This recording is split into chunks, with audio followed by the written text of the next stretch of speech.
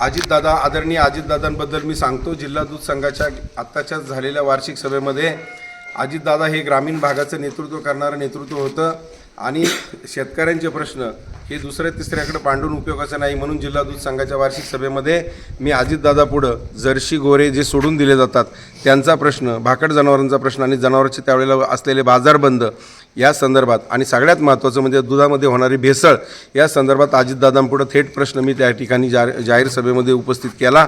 जाहीर त्यांना निवेदन दिलं आणि अजितदादांना सगळं भाषण त्याच्यावरती करायला लागलेलं आपण पाहिलेलं आहे.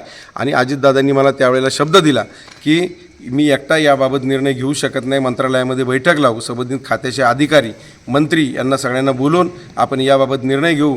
महानगरपालिकेची इलेक्शनमध्ये ते व्यस्त होते आणि आत्ताही व्यस्त दादांचा कार्यकाळ होता आणि या इलेक्शननंतर अजितदादा मंत्रालयामध्ये बैठक लावणार होते असा शब्दही आम्हाला त्यांनी दिला होता. आणि मला खात्री होती की या प्रश्नावर नक्की मार्ग निघाला असता, कारण ग्रामीण भागाची जाण असलेला हा नेता होता.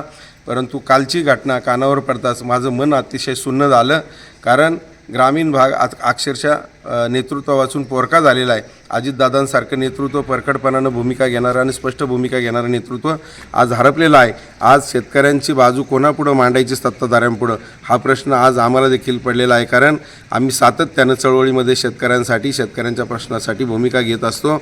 पण आज अजितदादांच्या जाण्यामुळं निश्चितपणानं ग्रामीण महाराष्ट्राचं फार मोठं नुकसान या ठिकाणी झालेलं आहे. आणि म्हणून आदरणीय अजितदादांना देखील माझ्या सगळ्या कार्यकर्त्यांच्या वतीनं आणि स्वाभिमानी शेतकरी संघटनेच्या वतीनं भावपूर्ण आदरांजली अर्पण करतो.